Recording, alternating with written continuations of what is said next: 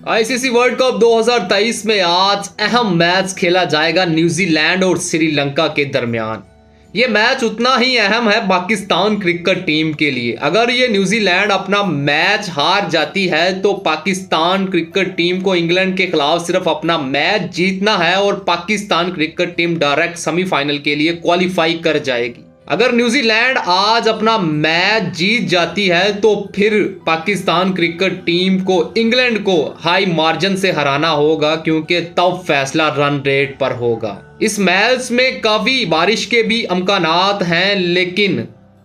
दूसरी तरफ पाकिस्तानी शायकीनों को दुआ करनी होगी कि न्यूजीलैंड ये मैच हार जाए ताकि पाकिस्तान क्रिकेट टीम के लिए सेमीफाइनल की राहें हमवार हो सकें और पाकिस्तान क्रिकेट टीम सेमीफाइनल खेले, जीते और वर्ल्ड कप का फाइनल भी जीते और पाकिस्तान क्रिकेट टीम और बाबर 11 वर्ल्ड कप